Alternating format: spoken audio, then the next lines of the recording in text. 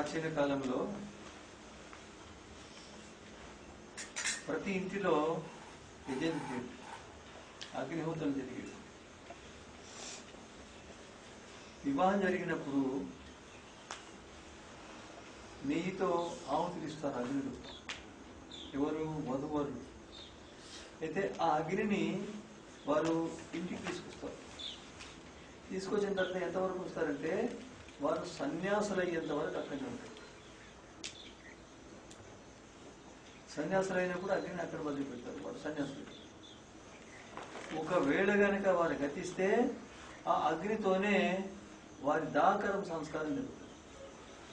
మీరు ఇప్పుడు చూసి ఉంటారు, ఇక్కడ మనుషులు చనిపోతే ఇంటి నుండి అగ్ని తీసుకుపోతారు కుండలు. ఎందుకు తీసుకుపోతారు? ఎవరికి అక్కడ అగ్ని కాదా, ఇట్లా పుల్లగిరి పెట్టేసి అగ్ని వస్తుంది. ఇంటి నుంచి ఎందుకు తీసుకుపోతారంటే ఇంటిలో ప్రతిదినము 24 గంటలు అగ్ని ఉంటుంది, 7 వరకు ఉంటుంది, సంవత్సరాల వరకు ఉంటుంది. దాన్ని తొట్టి కుంపటి అనేవారు. ఇప్పుడు తొట్టి పోయింది, కుంపటి పోయింది, మొత్తం పోయింది. అర్థమైందా? దాంట్లోకి అగ్ని తీసుకుపోయేవారు. ఏ యజ్ఞ పాత్రలతో యజ్ఞం చేస్తారో వారు ఆ యజ్ఞ పాత్రలు వారి శరీరం మీద పెట్టి పూర్తిగా దాహకర్మ చేసేవారు. ఈ విధంగా యజ్ఞాలు మన దేశంలో నిరంతరం జరిగింది. యజ్ఞం లేని ఇల్లు ఉండదు, ఆవు లేని ఇల్లు ఉండకపోయేది. ఇప్పుడు ఆవులు, కుక్కలు మాత్రం ఉంది. వాహనాల్లో కూర్చొని పెట్టుకుంటారు, తీసుకుపోతారు. 5,000 కుక్క, అది మూతి నాకుతూ ఉంటుంది. వాళ్ళకి బిస్కెట్ ఉంటుంది, ఇస్తారు దానికి, అది మూతి నాకుతుంది. ఆవులు పోయినాయి, ఆవుల ప్రవృత్తి పోయింది, ఆవు పాలు పోయినాయి, మజ్జిగ పోయింది, రోగాలు కూడా పుష్కరింది. అయితే అప్పుడు ఇంకోటి ఏం చేసేవాళ్ళు అంటే మట్టి కుండల్లో వంట చేసేవాడు. అప్పుడు ఈ రోగాలు ఉండేవి కావు, ఇప్పుడున్న రోగాలు అప్పుడు ఉండేవి. మట్టి కుండలో వంట చేస్తే ఎంత శక్తి ఉంటుందో అంత శక్తి ఏ పాత్ర చేస్తూ ఉండదు. ఏమంటే కంచు పాత్ర చేస్తే 97% ఉంటుందని, రాగి పాత్ర చేస్తే 96%, ఇనుప పాత్ర చేస్తే బహుశా 10% ఉంటుంది. అందుకొరకనే రోగాలు అంటే రోగాలు.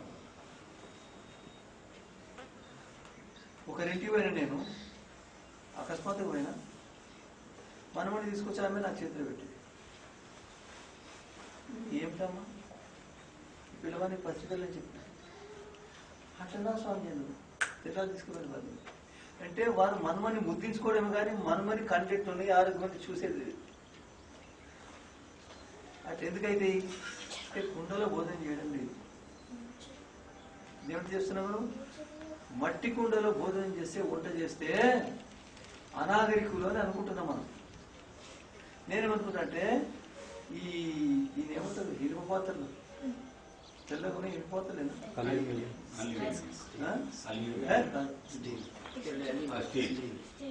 ఇనుము. అయితే ఆ పాత్రలో భోజనం చేస్తే ఎన్నంటే రోగాలు వస్తాయి, విధి లేదు. అయితే మనము మన ప్రాచీన పరంపరకు చాలా దూరం.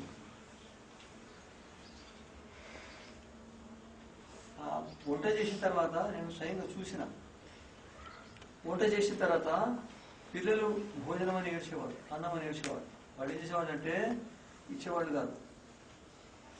మొట్టమొదలు నీళ్లు తెచ్చి ఆ మట్టి కూడా చల్లేది, తర్వాత శుద్ధి చేసేది, దానికి స్నానం చేస్తారు అన్నట్టు, అది ఒక ఉపలక్షణం. ఆ తర్వాత దాంట్లోకి అన్నం తీసేసి అగ్గిలు వేసేది, వేసిన తర్వాత దాంట్లోకి తీసుకొని బొట్లు పెట్టేది. బొట్లు రకరకాలు అంటే దానికి స్నానం చేయించి దాంట్లోకి భోజనం తీసుకొని వంటకు అగ్నికి అర్పించి అది బలివశేజం. ఆ విధంగా అంతవరకు దాంట్లోకి తీసుకునేది కాదు, ఎంత ప్రయత్నం చేసిన వాడు వర్తించారు. ఆ విధంగా మన జీవితంలో ప్రతి క్రియాకలాపంలో యజ్ఞం యొక్క ఆవేశం ప్రవేశం. ప్రతి యజ్ఞం లేని క్రియాకలాపం ఉండదు, యజ్ఞం జరిగేది. రాముడు సుగ్రీవుడు సంధి చేసుకున్నారు. ఏమైనా సంధి చేసుకున్నారు? వాలి సుగ్రీవుని భార్యను దగ్గర పెట్టుకున్నాడు. రావణుడు రాముని భార్యను సీతను దొంగిలించాడు. రాజకీయ కారణాలు ఉన్నాయి అంత సరే ఏదైనా కూడా.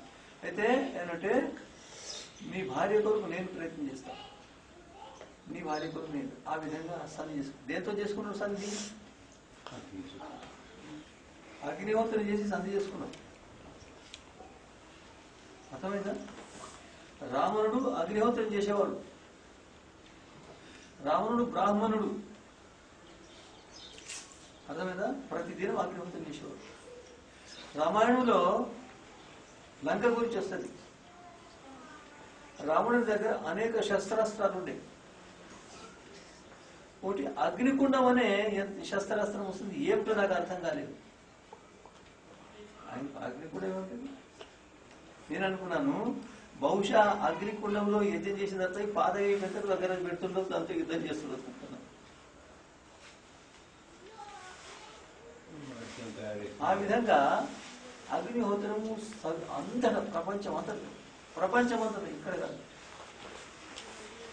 ఇప్పుడు బహుశా ఉత్తర అమెరికాలో దక్షిణ భాగంలో ఎక్కడనో ఒక యజ్ఞకుండము, ఒక యజ్ఞ వేదిక బయటపడింది.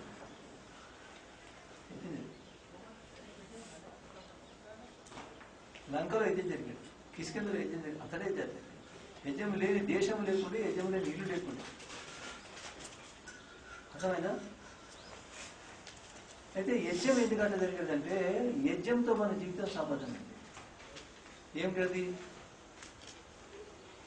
యజ్ఞం మన జీవితానికి ఆధారం. మణికంఠ పోదాం అక్కడ.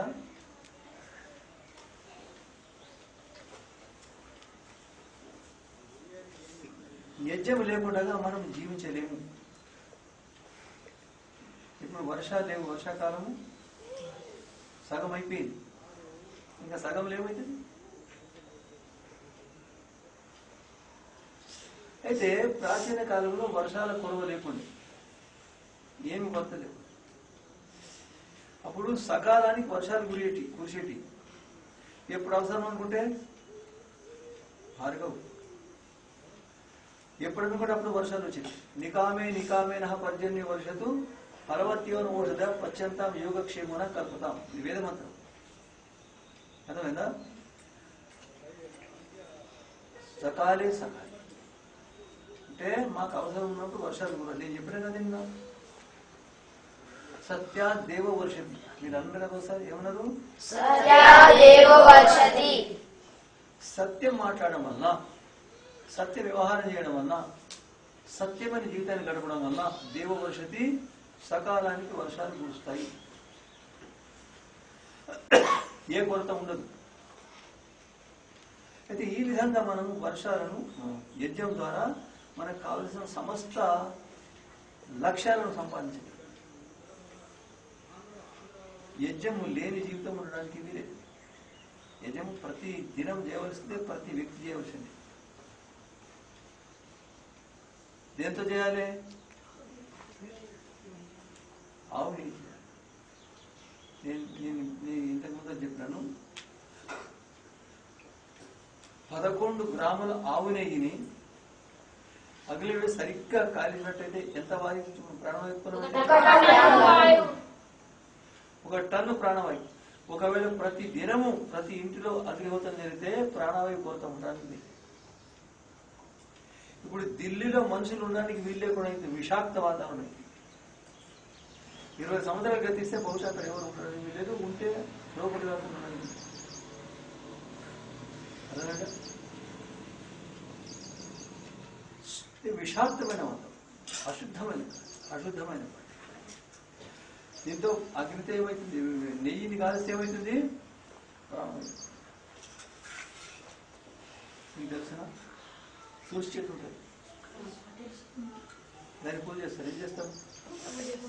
పూజ నేను అంటే దాని ద్వారా చెట్లు సామాన్యంగా రాత్రిలో అశుద్ధమైన గాలిని వదిలిపెడతాయి, దినం శుద్ధమైన గాలిని వదిలిపెడతాయి. ఎందుకొరకైనా మన వాళ్ళు ఏమంటే చెట్ల కింద పండుకోకూడదు, చెట్ల కింద నిద్రించమంటారా లేదా?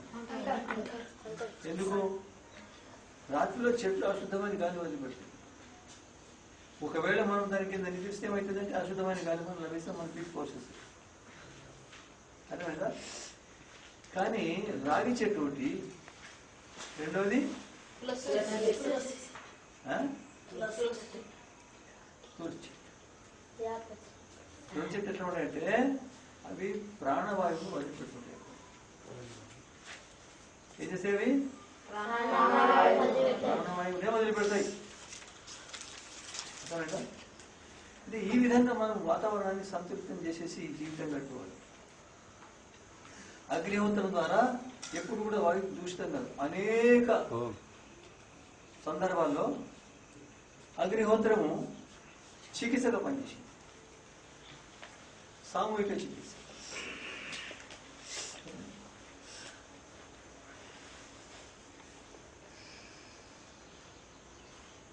ఔషధాలు 3 రకాలుగా ఉంటాయి. ఒకటి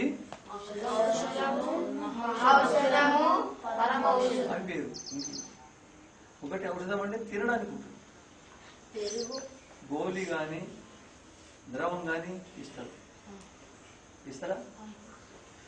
రెండవది ఔషధము రక్తం ద్వారా శరీరంలో ప్రవేశింపజేస్తారు. ఇదేమంటుందండి?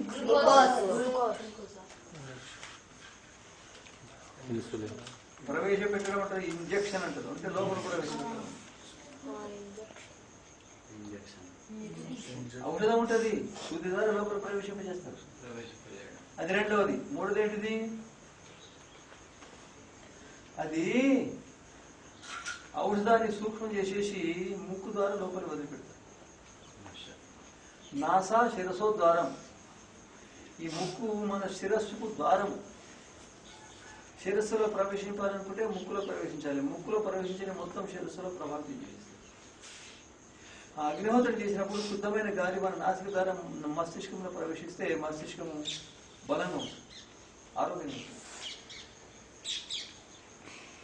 ఈ విధంగా మనము మన జీవితాన్ని లక్ష్యంగా చేసుకొని, మన లక్ష్యాన్ని మోక్షంగా చేసుకొని మనము మన జీవితాన్ని ఉన్నతంగా చేసేవారు. ఇప్పుడు ఎంతవరకు అంటారు నాకే తెలీదు. 60 ఏళ్ళు 65 ఏళ్ళు సామాన్య సగటు ఆయుష్యం. ఎంత సామాన్య సగటు? నేనైతే నమ్మ, నిజం మాట్లాడే మనం మాత్రం చాలా తక్కువ.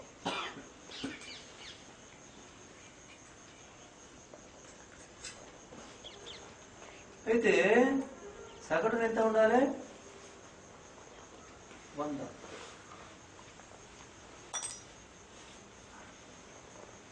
రాముడి కాలంలో రోగాలు లేకుండా ప్రజలకు. ఇప్పుడు నన్ను అడిగితే ఏమంటే నా దేశంలో రోగాలు లేని వాళ్ళు లేరండి. ఇంకా అడిగితే ఒక్కొక్కరికి 4 రోగాలు నేను చెప్పి. ఇంకా అడిగితే ధనవంతులకు 4 పక్కా రోగాలు నేను చెప్పి. ఎవరు పక్కా? ఒకటి రక్తపోటు, ఒకటి మధుమేహము. తీయగా ఉంటుంది అది. తీయగా ఉండదా? మూడోది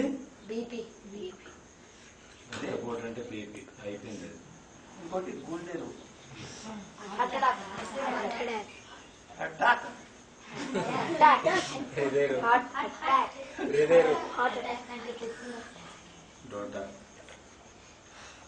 అర్థమైందా? ఇంకోటి బహుశా ఏముంటుంది అది?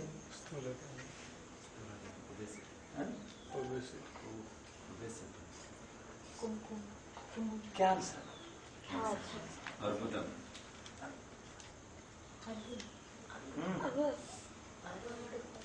100 కోట్లు అన్నట్టు. అర్థమైందా? అయితే ఈ విధంగా మన దేశంలో రోగాలు లేని వ్యక్తి లేడు.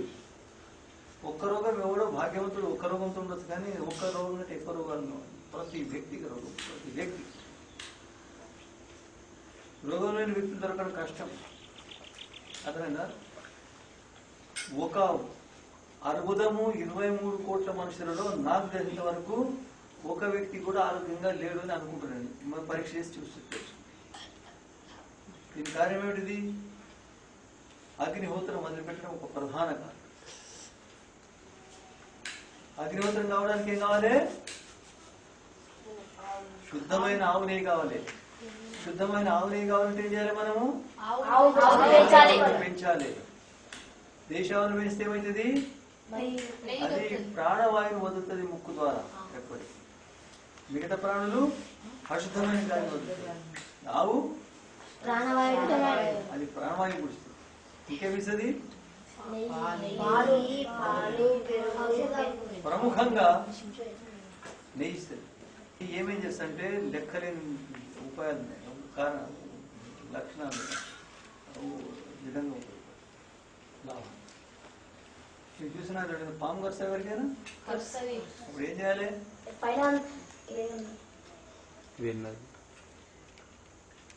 అనేక ఉపాయాలు ఉన్నాయి పాము కరిస్తే. ఏంటంటే నెయ్యి తాగించాలి. ఎంత? 1 కిలో తాగించాలి. అవుతారా? తాగుకుంటే నోరు తెచ్చుకోండి. పోస్తారు. విషయం ఏమయ్యేది అది. ఆ విషయం ప్రభావం చేయదు. మెల్లగా సమాప్తం అవుతుండొచ్చు, లేదా అప్పటికప్పుడు సమాప్తం ఉండొచ్చు. అర్థమైందా? ఆ విధంగా ఆవు నెయ్యి ఎన్ని విధాలుగా ఉపయోగపడుతుందో మనకి ఏం చెప్పలేము. ఈ విషయాన్ని మనం మొత్తం మర్చిపోయినాం. అర్థమైందా? ఆవులు లేకుండా పోయినాయి, యజ్ఞాలు లేకుండా పోయినాయి, ఆరోగ్యాలు కూడా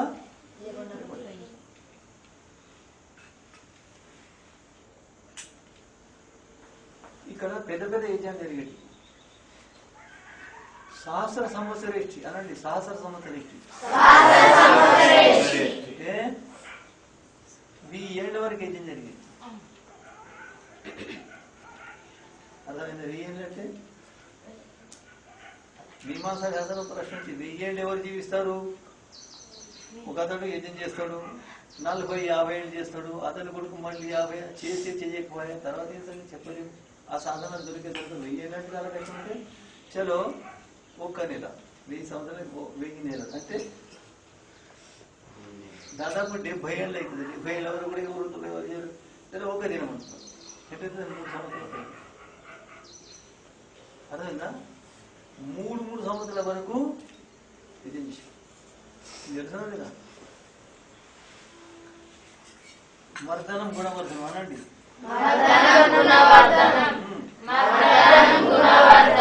పదార్థాన్ని మనం ఎంత సన్నగా చేస్తే అంత గుణవత్త దానికి ఎక్కువ, అంత ఎక్కువ సామర్థ్యం. ఒక ఔషధాన్ని గంటల తరబడి నూరుతారు అల్వంలో.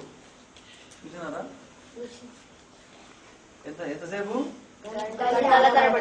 కొన్ని ఔషధాలను దినాల తరబడి నూరుతారు, కొన్ని ఔషధాలను నెలల తరబడి, కొన్ని ఔషధాలను సంవత్సరాల తరబడి.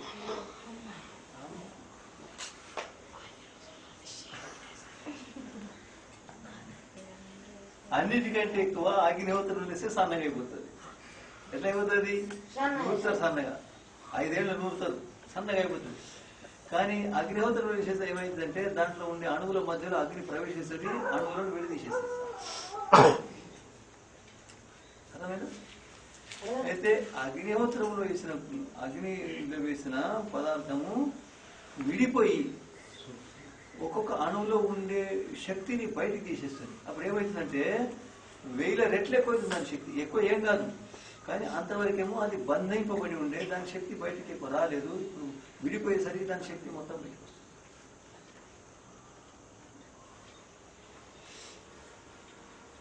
అర్థమైందా? నేను ఉదాహరణ చెప్పినాను కూడా. ఒక వ్యక్తి ఎర్ర మిరపకాయ తింటే ఎన్ని తింటాడు ఒకసారి?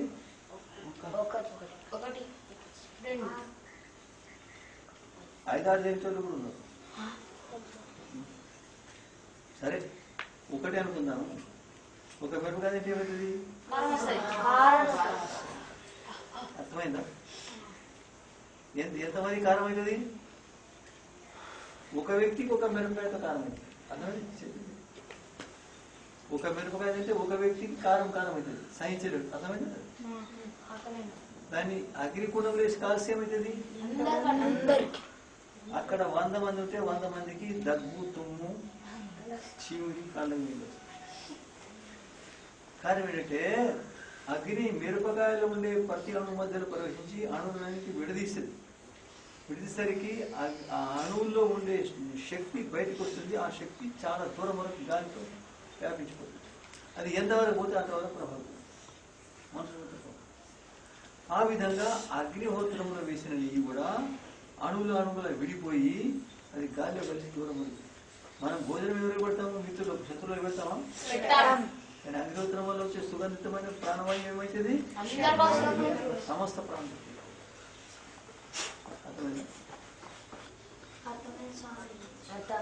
మనము అగ్నిహోత్రాన్ని చాలా మంది పుణ్యం అనుకుంటున్నాం. ఎందుకు పుణ్యము? అనేక లాభాలు దాంట్లో జరుగుతాయి కాబట్టి పుణ్యం అనుకోవడమే. కానీ దాని ఏమనంటే అనేక లాభాలు కలిగడానికి చాలా శ్రేష్టం. అయితే అగ్నిహోత్రం చేయడానికి మనం ఎప్పటికీ ప్రయత్నం చేయాలి. మన అగ్నిహోత్రము చాలా చిన్నది, చాలా పెద్ద అగ్నిహోత్రం. అయితే శ్రద్ధతో అగ్నిహోత్రం చేయాలి. అగ్నిహోత్ర సమయంలో సరిగ్గా కూర్చోవాలి, సరిగ్గా సమిధలు ఉండాలి, సరిగ్గా సామగ్రి ఉండాలి, సమిధ శాఖలు ఉండాలి, సరైన పద్ధతి ప్రకారం పెరవాలి. దాంతో సరిగ్గా మంత్రపూర్వకంగా మనం ఆహుతిస్తామంటే దాంతో కావలసినంత గాలి, శుద్ధమైన గాలి. ఒకవేళ కనుక భారతదేశంలో ఉండే బహుశా 86 లక్షల కుటుంబాలు, ఎన్ని కుటుంబాలు? 86 లక్షల లేక ఒక 10 కోట్ల కుటుంబాలు. 10 కోట్ల కుటుంబాలు 10 కోట్ల కుటుంబాలు ఒక ఇంట్లో 10 మంది ఉంటుందా? 4 ఉంటే అంటే దాదాపు 25 కోట్ల కుటుంబాలు ఉండొచ్చు మన దేశంలో. ఎన్ని? 25 కోట్ల కుటుంబాలు ఉండొచ్చు. బహుశా 25 కోట్ల కుటుంబాల వరకు ప్రతిదినము 2 తులాల నెయ్యితో అగ్నిహోత్రం చేసేస్తే మన దేశంలో ఆ కాలం రాదు. అర్థమైందా? ఒక మనిషిని ఎంబడి ఎంత ఉండాలి? 10 ఆవులు ఉండాలి కనీసం. ఇప్పుడు ఎక్కడ ఊర్లో ఒక ఆవు దొరకదు, ఒక్కోసారి ఆవు దొరకదు. మందుకు పాలు కావాలనుకుంటే దొరకదు. నేను కానుపూరు పోయినామన్నా, పాలు వచ్చింది. ఎన్నంటే అన్ని పాలు. మన ఎడ్లపురం మీరు ఆంధ్ర ఎన్ని స్వామిజీ ఎన్ని పాలు అంటే పని? ఆవులు లేకపోతే పాలు ఎక్కడికి వెళ్ళి వస్తాయి? ఈ పాలు కావు. ఏమిటి అవి? పాలే కావు, పంది పాలు కావు. ఏమిటి అది? అది ఒక రకమైన సోయాబీన్ అటువంటి పదార్థాలు ఉంటాయి కదా, వాటి పిండి పాలపొడి. ఇది కాదు, పాలపొడి కాదు. ఏమంటారు దాన్ని? బఠానీలు అంటారు మీరు? బఠానీలు అటువంటి ఒక పంట ఉంది, దాన్ని సోయాబీన్ అంటారు. దాని నుండి దాని రసం తీస్తే అదే పాలని చెప్తుంది. పాలే ఆవులది పాలకి వస్తుంది. ప్రపంచంలో నేను చెప్పినా కదా ఎన్ని పదార్థాలు బలకరమైనవి? ఏమిటి?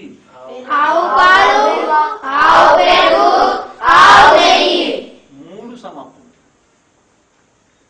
ఆవు పాలు లేవు, ఆవు పెరుగు లేదు, ఆవు నెయ్యి లేదు. అర్థమైందా?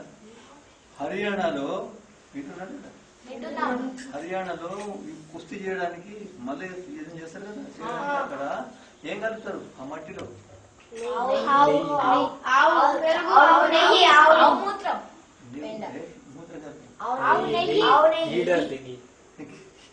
నెయ్యి, పెరుగు, మజ్జిగ కలుపుతారు. ఇక్కడ తాగడానికి అక్కడ మట్టిలో కలుపుతారు కుస్తీ చేయడానికి. అర్థమైందా? అయితే మనము ప్రతిదినము అగ్నిహోత్రం చేస్తుంటే మనకు లెక్కలేనని లాభాలు. అగ్నిహోత్రం లేకుండా సుఖమైన జీవితం గడపలేము. అగ్నిహోత్రం వల్ల కలిగే లాభాలు చాలా ఉన్నాయి. మీరు చేసే అగ్ని కూడా వెతున్నది. మా అంటే 8 అంగుళాలు, 9 అంగుళాలు. ఎంత ఎటువంటి అగ్ని కూడా అంటే 2 గజాల పొడుగు ఉంటుంది. 2 గజాల పొడుగు, 2 గజాల వెడల్పు, 2 గజాల లోతు. అంటే ఎన్ని? 1 లక్ష ఆహుతులు, 10 లక్షల ఆహుతులు ఇస్తారు నీతో. అర్థమైందా? ఇట్లా నేను చాలాసార్లు చూసిన. కామారెడ్డి ఒకసారి ఏం జరిగింది, 100 కంటే ఎక్కువ పిల్లలు నెయ్యి తెచ్చాను, శుద్ధమైన నెయ్యి. మూలికలు 100 కంటే ఎక్కువ వచ్చినాయి. నేను స్వయంగా చూస్తాను. అది యజ్ఞం జరుగుతుంటే వర్షం వచ్చింది. అంకాపురం బాజన గారు వస్తే వాళ్ళు జరిగింది. ఇక్కడనేమో పైనుంచి కట్టింది కూడా, అక్కడేమో భూమి దవ్వి చేసేసాను. ఇక 15 నిమిషాల తర్వాత పూర్ణావతి చేరుతా అనుకున్నాము. పూర్ణావతి ఆ పూర్ణావతి చేయడానికి నెయ్యి చేస్తే ఏం జాలు వచ్చినట్టే, వర్షం వచ్చింది, జాలు వచ్చింది. అందరూ సామగిరి అందరూ పరిగెత్తిపోయింది, పడిచిపోయింది. వాడు అద్భుతంగా వర్షం వచ్చింది. వర్షాలు యజ్ఞం చేస్తే వర్షం వస్తుంది, తప్పనిసరి వస్తుంది. నిరంతరం మన దేశంలో ప్రతి ఇంట్లో అగ్నిహోత్రం జరిగితే సకాలానికి వర్షాలు వస్తే అకాలం ఉండడానికి వీలు. మొన్న తిరుమల గారు వచ్చారు కదా, శశాంక్ వాళ్ళ తాతయ్య అన్నారు, ఒకవేళ గనక రాజశేఖర రెడ్డి ఉండే ఒకవేళ గనక డబ్బులు ఏర్పాటు చేస్తే నేను అక్కడి నుండి భాగ్యనగరం వరకు ఉండే మొత్తం చెరువులు నింపేసేస్తా వర్షాలతో. పొయ్యమని లేడు. మన ప్రభుత్వము మన ఇటువంటి నమ్మకాలను ఒప్పుకొనిస్తే లేదు. వాళ్ళు ఎవరంటే మన ప్రభుత్వంలో ఉన్నవాళ్ళు, మన దేశంలో ఉన్నవాళ్ళు కనీసం 80 కోట్ల మేకా లేదు. అర్థమైందా? ఎంతమంది? కనీసం 80 కోట్ల మేకాలు మన దేశం. 1 మేకాలే ముక్కులో ముద్దాడేసింది మొత్తం దేశం అంతా, పరాధీనం చేసేసింది. అర్థమైందా? అయితే మనము నియమపూర్వకంగా ఇక్కడ అనుకుంటున్నాం, ఆవులను దేవాలని అనుకుంటున్నాం. మీరు కాస్తారా? అనడమే కాయడం. ఇది కాయడం చాలా సరళం కాదు, అది సరళం కాదు. అక్కడ కనుక ప్రతిదినం 10 దినాలు ఒక ఆవు మీద ఇట్లా చేపెట్టిందంటే కొన్ని వాత రోగాలు అన్నట్టు. అక్కడ 15 నిమిషాలు ప్రతిదినం గోశాల సేవ చేస్తే వానికి క్షయరోగం రమ్మంటిపోతారు. అర్థమైంది? ఆవులు లేకపోవడం వల్ల మనం పరమ దరిద్రం అయిపోయినాం. ఆవు మన సమస్త కోరికలు పూర్తి చేసే అద్భుతమైన కల్పవృక్షం, కామధి. ఆవును ఆశ్రయించగా ఏ దేశం బాగుపడడానికి లేదు. ఈ విదేశాల్లో ఉన్న ఆవులు కాబట్టి మన దేశం నుండి ఆవులే అద్భుతమైన కూడా. గట్ట చెప్పిన జ్ఞాపకం కదా, ఒక ఆయన 4-5 రొట్టెలు తినే వ్యక్తి. అతని శరీరం క్షీణించేమైపోయిందంటే ఒక రొట్టె నమిలే స్థితి లేకుండా, తినడం పక్క నమిలే స్థితి లేకుండా. అర్థమైందా? కారణం ఏంటంటే దాని పేరు క్యాన్సర్. పరీక్ష పెంచుకుంటా ఉంటే 30 రేడియేషన్ చేయించుకోండి. 30 రేడియేషన్ అంటే విద్యుత్ ఆఘాతాలు. ఆయన 10 చేపించుకున్నట్టు అనుకున్నాడు, నేను ఈ రోగం ఉన్నా సరే కానీ ఈ నొప్పిని మాత్రం నేను బాధను తట్టుకోలేను, చనిపోయిన సరే బాధ పెట్టి. ఒక సామెత ఏంటంటే మర్త క్యాన కరస. సావాలనుకున్నప్పుడు మనుషులు ఏం చేయాలి, అని చేసేస్తాడు. సావనైతే వస్తాయి కదా, చేయనైతే చేస్తా, బతికితే మంచిది, లేకపోతే సావనైతే వస్తాను. ఏంటంటే 100 గ్రాములు దేశీ ఆవు మూత్రం. అర్థమైందా? 8 గ్రాములు దేశ ఆవు పేడ కలిపి బాగా పిసికి పిసికి పిసికి పిసికి ఉడగట్టి తాగి 8 దినాలు 3 నెలలు. తర్వాత 1 రొట్టె నమ్మడము, 2, 3, 4 మొత్తం రొట్టెలు నమ్మడము, తిరగడము జరిగింది. పరీక్ష చేయించుకున్నాడు, నా శరీరంలో క్యాన్సర్ అణువులు ఉన్నాయని. అని చెప్పంటే మీ శరీరంలో క్యాన్సర్ రోగాణువులు లేవు అని వాళ్ళు నాటకపోతుంది. అర్థమైందా? మనము మహా దరిద్రులం ఇప్పుడు. ఎందుకంటే ఆవు మనది. ఆవు లేని వ్యక్తి గడ్డే చేపిస్తున్నాం, ఆవులు వస్తే చేస్తే ప్రశాంతంగా. అర్థమైందా? అయితే మనం అగ్నిహోత్రం చేస్తూ జీవితాన్ని సుఖంగా ఉంచగలుగుతాం. అగ్నిహోత్రం లేని దేశం దరిద్ర దేశం. అగ్నిహోత్రం చేయని కుటుంబం లేకుండే అప్పుడు ఆ విధంగా అగ్నిహోత్రం మళ్ళీ మనం అందరం కలిసి ఈ విద్యాలయం ద్వారా ఇటువంటి పద్ధతిని ప్రవేశపెడితే మొత్తం దేశంలో వైదిక ఈ బ్రాహ్మ మహావిద్యాలయం విద్యార్థి చదివేమని ఉంటే కోటాను కోటమని అయినట్టు మొత్తం దేశంలో అగ్నిహోత్రం జరుగుతుంది. అప్పుడు సకాలానికి ఫలితాలు వస్తాయి. ఏం చెప్పినా భూమిలో నీళ్లు పైకి తేవడానికి ఏం ఉపాయం?